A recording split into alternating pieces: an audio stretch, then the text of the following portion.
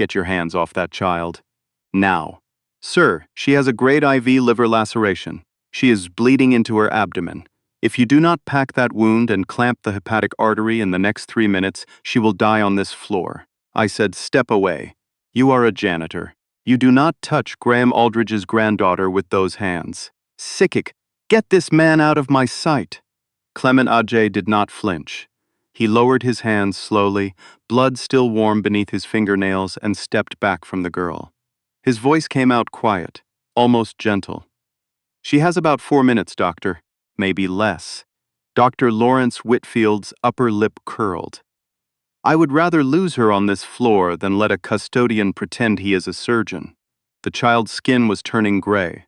Her breathing was barely there, and the man they dragged away from her body was the only person in that building who knew how to keep her alive. What happened next changed a billionaire's life forever. Alderton Hall does not look like an event venue. It looks like a place where money goes to celebrate itself. The grand foyer is white Carrara marble, floor to ceiling. A crystal chandelier the size of a small car hangs above a spiral staircase lined with wrought iron railings shaped like laurel branches. The coat check is staffed by women in black silk who know every guest by name and net worth. A private table at tonight's New Year's Eve gala cost $40,000. This is where Toronto's wealthiest come to ring in the new year, surrounded by champagne towers, live orchestras, and the absolute certainty that nothing could ever go wrong. 3 floors below, in a utility corridor lit by humming fluorescent tubes, Clement Adjei sits on a folding chair beside a mop bucket. He is eating jollof rice from a thermos his daughter packed that morning. His gray coveralls are spotless, pressed, every button fastened. He has been head custodian at Alderton Hall for 6 years. He arrives before the caterers. He leaves after the last guest. He speaks when spoken to, which is almost never. He is 51 years old, Ghanaian Canadian, built lean and straight like a man who learned long ago to carry weight without letting it show. His eyes hold the kind of stillness that people mistake for simplicity. They are not simple, they are reading. In his left breast pocket, beneath the coverall fabric, sits a laminated ID badge, faded, cracked at the corners. The photo shows a younger man in surgical scrubs, standing beneath a sign that reads Corley Boo Teaching Hospital, Department of Surgery. He touches the pocket sometimes when no one is looking. No one is ever looking. Tonight, as he wheels a cart of fresh linens past the service entrance to the grand ballroom, he pauses. Through the crack in the door, he can see the medical station set up for the gala. A small table with a first aid kit, an AED unit, and an oxygen tank. The AED pads are expired. He can read the date from 12 feet away. His fingers twitch toward the door handle. He catches himself. He is not allowed to touch those things. He grips the cart and keeps moving. Happy New Year, Clement. Rosa Tavares, 43, head event coordinator, the only person in this building who calls him by his first name. She smiles at him the way you smile at someone you respect more than they will ever know. He nods. She walks on. He looks back at the medical station one more time. He does not fix the AED pads, but his jaw tightens. His hands remember. Outside, freezing raincoats, Toronto and glass. The city glitters and groans. At 10:47 p.m., the ballroom holds 412 guests. Graham Aldridge, 72, founder of Meridian Media Corp., net worth $11 billion, stands at the center of it all. Silver-haired, broad-shouldered, the kind of man who fills a room not by being loud but by being still while everyone else orbits around him. His granddaughter, Lily, 9 years old, is racing along the mezzanine balcony above the ballroom in her silver dress and patent leather shoes, chasing her cousin between the tables, laughing the way children laugh when they believe the world is made of safe things. Dr. Lawrence Whitfield, 58, cosmetic dermatologist, sits at table 1. He volunteered as the gala's on-call physician, not because he is qualified for emergencies, because being the doctor at Graham Aldridge's New Year's Eve gala puts his name in proximity to money. He wears a charcoal Tom Ford suit, a Patek Philippe on his wrist. His medical bag sits beneath his chair, unopened since 2019. He has not treated anything more urgent than a Botox complication in 11 years. Lily reaches the top of the spiral staircase. Her cousin tags her shoulder. She spins. Her patent leather sole catches the marble edge. For 1/2 second, she is suspended, arms wide, silver dress catching the chandelier light like a wing. Then gravity takes her. She falls 8 feet. Her body strikes the decorative wrought iron railing at the landing.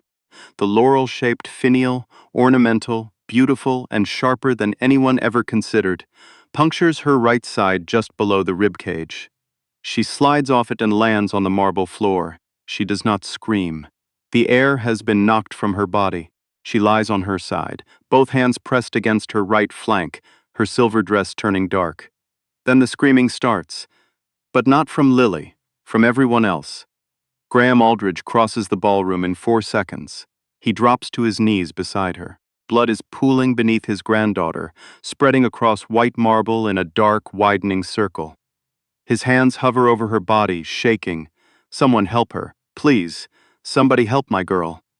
Dr. Whitfield arrives 30 seconds later. He kneels, opens his medical bag, and stares at its contents the way a man stares at a language he once studied and has entirely forgotten. He presses a gauze pad against the wound. Blood soaks through it in 2 seconds. He presses another. Same result. She needs an ambulance, Whitfield says. Call 911. Now. Someone already has. The dispatcher's voice crackles through a phone held by a trembling waiter. Closest unit is 35 minutes out. Every ambulance in the downtown core is responding to a multi-vehicle pileup on the Gardner Expressway. The freezing rain has turned the city into a skating rink. 35 minutes. Whitfield's face loses color. He has no plan for 35 minutes. He has no plan for 35 seconds. Down the corridor, Clement Adjei is collecting empty champagne flutes from the service hallway when he hears the sound. Not the screaming. The silence that follows the screaming. The silence that means everyone in a room has stopped breathing at the same time. He sets down the tray. He walks toward the ballroom. Through the service door, he sees the girl on the floor. He sees the blood. He sees the entry point of the wound, right upper quadrant between the 9th and 10th rib. He sees Whitfield pressing gauze against it with the confidence of a man pressing a napkin against a spilled drink. His hand drifts to his left breast pocket. He feels the edge of the old ID badge through the fabric. He grips it hard enough to feel the laminate crack against his palm. He has seen this before, not here, somewhere with red dust instead of marble and a generator humming instead of an orchestra. A 14-year-old boy on a metal table with a piece of rebar through his liver. No CT scanner, no blood bank, no backup. Just Clement's hands and a prayer he did not say out loud. He knows what is happening inside that child's body. He knows how it ends if no one acts. He pushes through the service door. He speaks. Doctor, the penetration is right upper quadrant, likely segments 6 and 7 of the liver. She needs direct pressure with abdominal packing. Not surface gauze. You are losing her. Silence. 400 heads turn. The chandeliers keep glittering, but the humans have gone still. A custodian in gray coveralls is standing in the doorway of a gala, speaking in surgical terminology that most of the doctors in this room, and there are many, have not used since medical school. Whitfield's face cycles through 3 expressions: confusion, disbelief, and then something colder, something territorial. He rises to his full height and crosses to Clement in 2 strides. Who let you in here? Sir, the wound trajectory suggests a hepatic laceration. If you continue with surface compression, she will exsanguinate. She needs deep packing and pressure directly against the liver capsule. I asked you a question. Whitfield's voice drops to a whisper, the kind that cuts deeper than shouting. Who let the janitor into this room? His eyes move from Clement's gray coveralls to his dark skin to the mop residue on his shoes. This man. Into my medical station. He does not say man the way you say man. He says it the way you say a word you are using as a placeholder for something worse. Security. Get him out. Now, doctor, she has minutes. She is not your concern. You clean floors. You empty garbage bins. That is the full extent of your usefulness in this building. If you say another word, I will have you terminated and charged with interference. Do you understand? Two security guards take Clement by the arms. He does not resist. As they pull him from the ballroom, his coverall shifts. The laminated badge slips from his breast pocket and lands face up on the marble. A younger face in surgical scrubs. Corlebu Teaching Hospital. Department of Surgery. A brief flash under the chandelier light. Then a guard's boot steps on it and it skids across the floor. Rosa Tavares, standing by the service bar, sees it. Her eyes widen. She opens her mouth, but Clement is already gone. Graham Aldridge stands in the middle of his own gala, watching a black man in coveralls being escorted out while his granddaughter bleeds on the floor 6 feet away. Something in his chest shifts. He does not have a name for it yet. Clement is taken to the basement service office. The building manager, a man named Harding who has never once looked Clement in the eye, slides a form across the desk. Unauthorized entry to a restricted area. Interference with medical personnel. Insubordination. Sign it. You are suspended effective immediately. Clement looks at the form. His face is still. His hands are still. He signs it. He stands. He walks to the service elevator. The old badge is gone, but the memory of what it represented presses against his chest like a wound that never closed. The elevator doors shut. The number descends. And upstairs, on the ballroom floor, Lily Aldridge's blood pressure drops to 80/50. Rosa Tavares has worked in event management for 17 years. She has watched powerful men make catastrophic decisions and said nothing. She has watched crises unfold because someone with a title refused to listen to someone without one. She has kept her mouth shut, collected her pay, and gone home to her apartment in Scarborough where she does not have to pretend that the system works. Tonight, she is done pretending. She can see Lily from across the ballroom. The girl's skin is the color of paper. Whitfield is on his phone, shouting at the 911 dispatcher, demanding a helicopter that does not exist. His hands are not on the patient. Graham Aldridge is holding Lily's hand, his face a mask of helplessness that $11 billion cannot fix. The janitor was right. She turns and takes the stairs. Not the elevator, the stairs, 2 at a time. Her heels in her hand, barefoot on cold concrete. She pushes through the basement door and finds him exactly where she knew he would be. Clement Adjei is sitting on the folding chair, not eating, not moving. Just sitting with his hands on his knees, staring at the cinder block wall like a man who has been staring at walls for a very long time.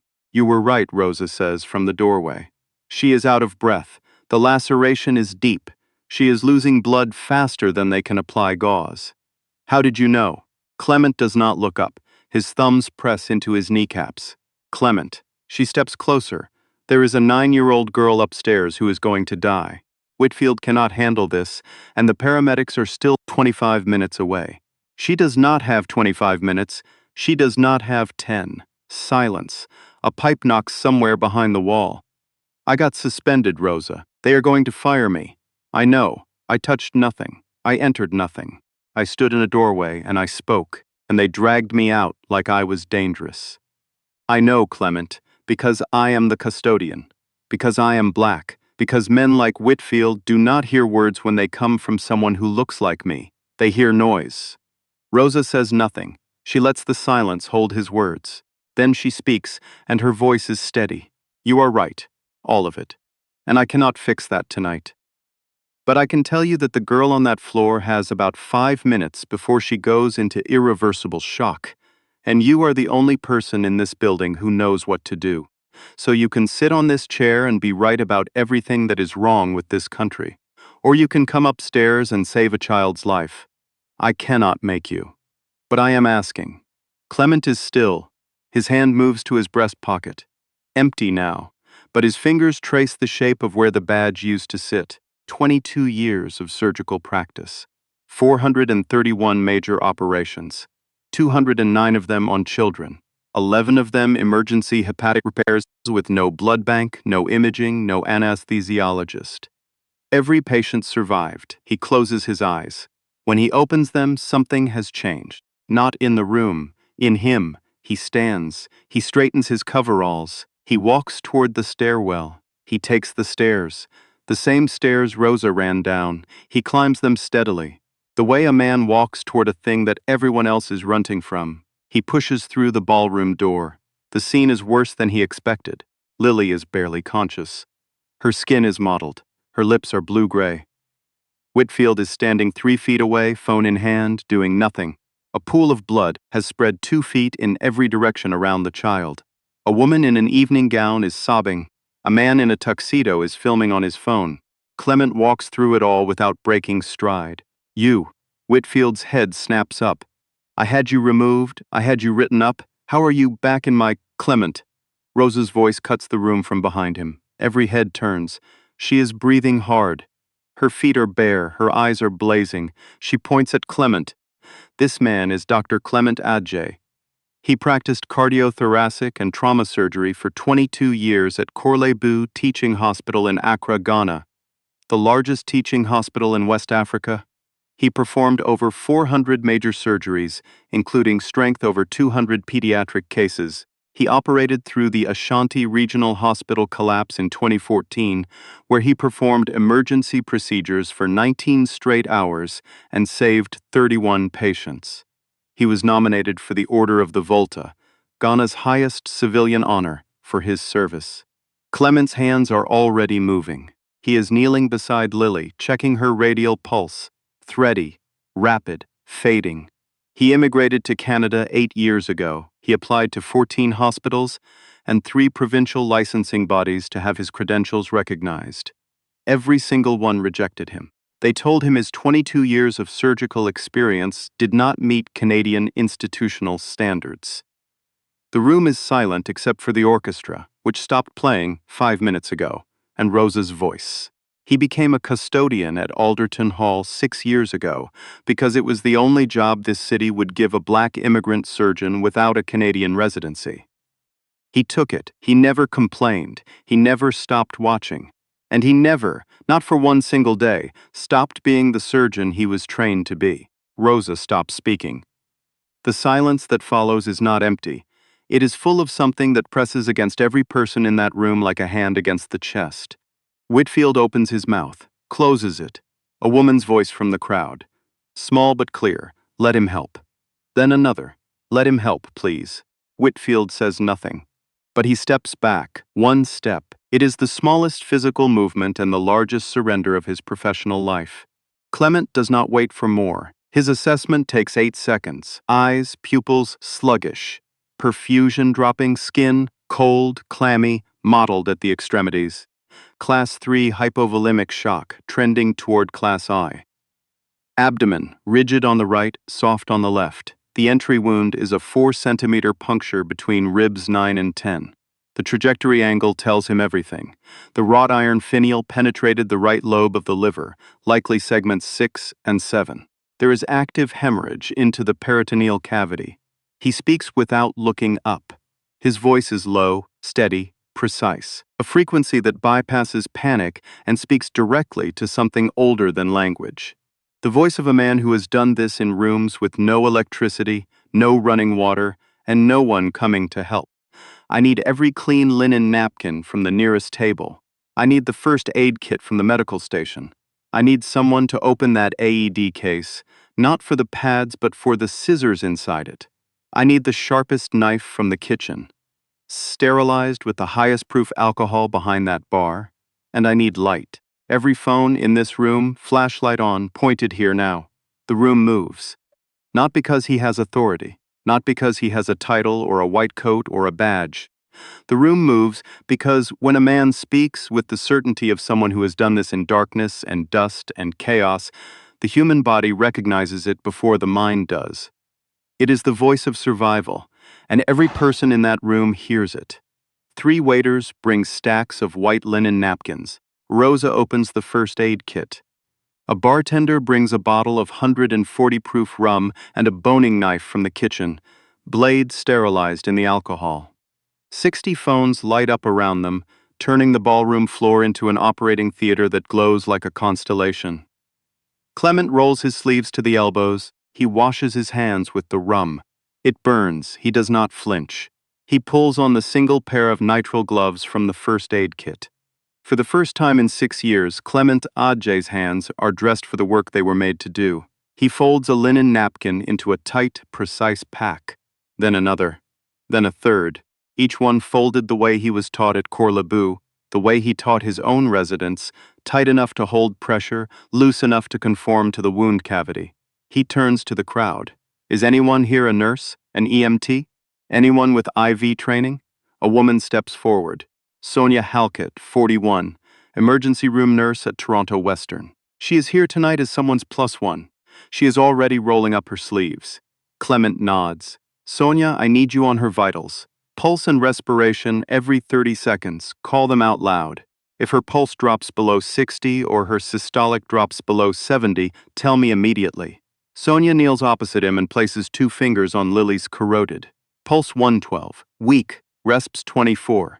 Shallow. Clement leans over Lily. He speaks to her. His voice changes. Softer now. The voice he used for frightened children in the pediatric ward in Accra. The voice that sounds like a father even though it belongs to a surgeon. Lily, my name is Clement. I am going to help you. You are going to feel some pressure. I need you to stay very still. Can you do that for me? Lily's eyes flutter open. She looks at him. Gray coveralls. Dark skin. She nods once. A tiny movement. Good girl. You are very brave. He turns back to the wound. With his left hand, he gently lifts the soaked gauze Whitfield applied. Blood wells immediately, dark and steady. Venous, mostly, but with a brighter arterial thread running through it. The hepatic artery or one of its branches is involved. He does not hesitate. He inserts the first packed napkin into the wound track, pushing it firmly against the liver surface. Lily whimpers. His left hand holds her side steady. His right hand feeds the packing deeper, following the wound channel, building pressure against the bleeding surface from the inside. Second pack, third pack, each one placed with a precision that turns white linen into a surgical instrument. Pulse 104, Sonia calls. Systolic dropping. Looks like 75/45. The bleeding is slowing but not stopped. Clement can feel the arterial bleeder pulsing against his fingertip through the packing. A tiny jet of pressure, rhythmic, insistent. If he cannot control it, the packing will buy minutes, but not enough of them. He looks at the boning knife. He looks at the hemostats in the first aid kit. Small, meant for surface wounds, but functional. He picks up the hemostat, tests the spring tension with his thumb. It will hold.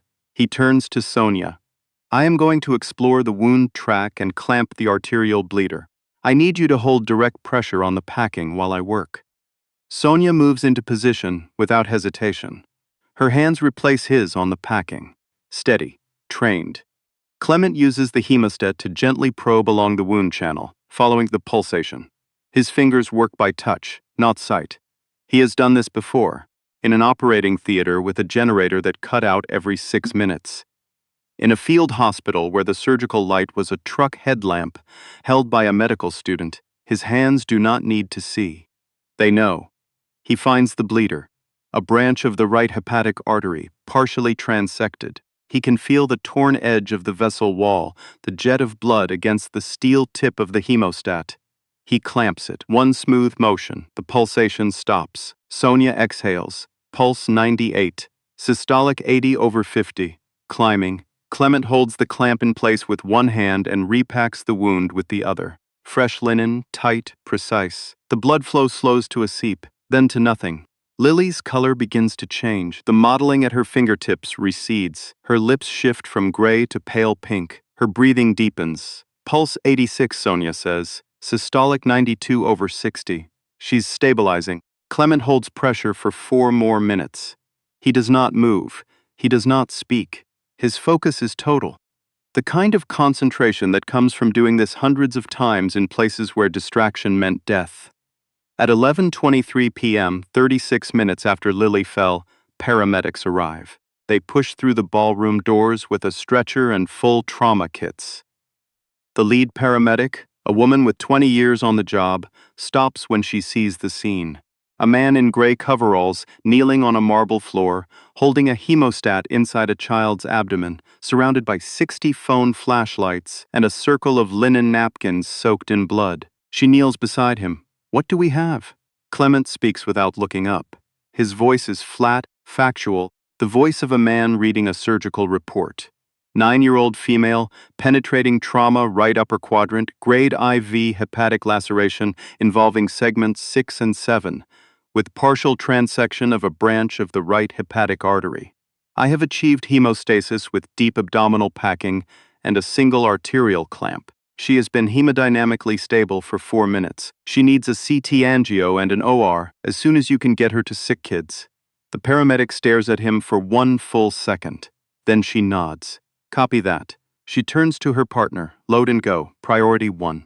Notify sick kids trauma. We have a pediatric liver lac, field clamped, packing in situ. They need an OR ready on arrival. They transfer Lily to the stretcher. Clement removes his hands last, keeping pressure until the paramedic's hands replace his. The handoff is seamless. The kind of handoff that only happens between people who have both done this before. As they wheel Lily toward the door, her hand reaches out. Her small fingers find Clement's wrist. She grips it. Her eyes open. She looks at him. Thank you, she whispers. Clement covers her hand with his. His eyes are bright, but his voice is steady. You are going to be fine, Lily. You are the bravest person I have met in a very long time. They wheel her out. The doors close. The ballroom is silent. Clement stands. He peels off the gloves. He looks at his hands. The same hands that held a hemostat inside a child's liver. The same hands that have held a mop handle for 6 years. They are trembling. Not from fear. From the adrenaline leaving his body the way it always does. All at once, like a tide pulling back, he reaches into his breast pocket by habit. It is empty. The badge is gone. But across the room, Graham Aldridge is holding it. He picked it up from the floor 20 minutes ago, when the security guard's boot sent it skidding toward table 1. He has been holding it the entire time, staring at the photograph of a younger man in surgical scrubs, reading the words Coral Boo Teaching Hospital over and over like a sentence he cannot parse. Now he looks up at Clement. His eyes are swollen, red, stripped of every layer that $11 billion can build around a man. He is just a grandfather, standing in front of the man who saved his granddaughter. He walks to Clement. He holds out the badge. I believe this is yours, Dr. Adjei. Clement takes the badge. He looks at it. Then he looks at Graham Aldridge. Graham's voice breaks. Thank you is not enough. I know that. But I need you to know that I saw what happened in this room tonight. All of it, and I will not forget. Clement holds his gaze. Then he nods. Once. The nod of a man who has been thanked before and knows that gratitude does not undo what the world has done. But for tonight, it is enough. He turns. He picks up a linen napkin from the floor, folds it neatly, places it on the nearest table. The habit of a custodian. Then he walks toward the service corridor. Gray coveralls soaked in a child's blood. Breast pocket empty no more. The old badge back where it belongs. Graham Aldridge does not sleep that night. He sits in the waiting room at Sick Kids Hospital while Lily undergoes surgery. The trauma team confirms what they already know. The field intervention was flawless. The arterial clamp saved her life. Without it, she would have bled to death on a ballroom floor surrounded by 400 people, and not one of them could have helped. The surgeon who closes Lily's wound tells Graham that whoever performed the field repair had the hands of someone who has done this hundreds of times. Graham says he has, and then says nothing more for a long while. Within 72 hours, Graham Aldridge makes 4 phone calls. The first is to the CEO of Alderton Hall. The second is to the Registrar of the College of Physicians and Surgeons of Ontario. The third is to the Dean of Medicine at the University of Toronto. The fourth is to the Federal Minister of Immigration. He does not ask for favors. Graham Aldridge does not ask.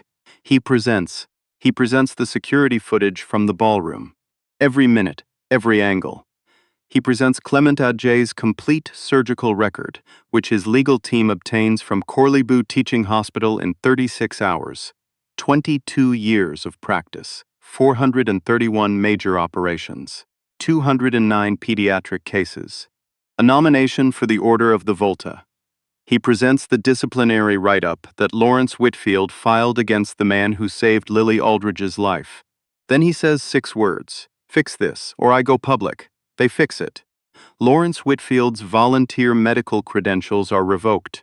A review of his conduct reveals he had no emergency training, no trauma certification, and no business being the on-call physician at a public event. He does not hold a press conference. He does not write a statement. He disappears, the way certain men disappear when the performance ends. Quietly, completely, as though they were never real. Clement Adjei's surgical credentials are formally reviewed through an expedited pathway created by the College of Physicians and Surgeons of Ontario, the same system that rejected him 3 times, the same bureaucracy that told him his 22 years of operating on human bodies did not meet Canadian standards. He is offered a supervised clinical placement at Sick Kids Hospital, funded by a new fellowship that Graham Aldridge establishes through the Meridian Foundation. The Adjei Fellowship for Internationally Trained Surgeons, the first of its kind in Canada. Clement does not accept immediately. He sits in his apartment in Etobicoke, small, clean, sparse. The apartment of a man who has learned to need very little, the old badge in one hand, the acceptance letter in the other. He looks at both for a long time. Then he picks up a pen. On his last day at Alderton Hall, he walks the basement corridor one final time. His mop stands in the utility closet, clean and dry. He looks at it the way you look at something that carried you through a season you do not want to repeat, but will never forget. He does not touch it. Rosa Tavares meets him at the service elevator. She is holding a small wooden box. Inside it, a stethoscope, new polished, engraved along the bell in small precise letters, for the surgeon who never stopped. R.T. Clement holds it in his hands, then he places it around his neck. It rests beside the breast pocket where the old badge sits, the old life and the new life, side by side, against his chest. 3 months later, Graham and his daughter bring Lily to Sick Kids for a follow-up. She is healed, running, laughing the way children laugh when they have forgotten that the world can hurt them. In the corridor outside the pediatric wing, they pass a man in a white coat. Lily stops. She looks up at him. Clement looks down at her. Same gentle eyes, different uniform. She reaches up and takes his hand. He kneels. "You still have warm hands," she says.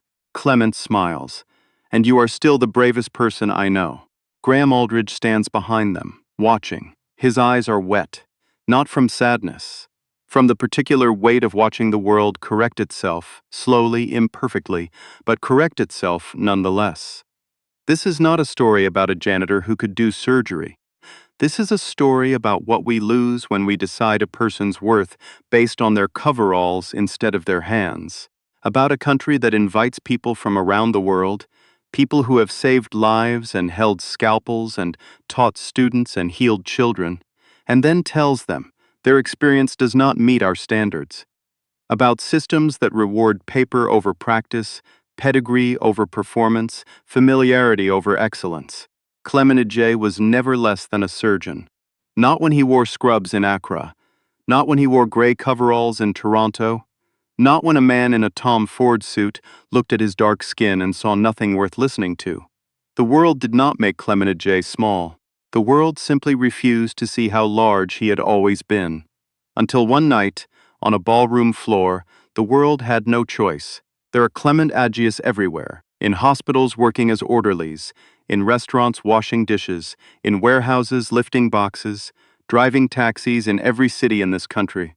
Surgeons, engineers, professors, architects, carrying credentials the system will not recognize, and talent the system will not see. They are waiting. Not because they lack ability, because we lack the willingness to look past a uniform, a name, an accent, the color of someone's skin. And when the moment comes when their gift cannot be ignored, it does not just save one life. It changes everything. If this story moved you, if it made you think about someone you know who carries a gift this world refuses to see, share it. Send it to someone who needs to hear it today. These stories are how we remind each other that dignity and recognition are not luxuries. They are the bare minimum we owe one another. Like this video. Share it. Subscribe to this channel, because stories like Clement Adjei's should never go untold. 431 surgeries, 209 children, every single one survived. And for 6 years, the only thing this country let him hold was a mop.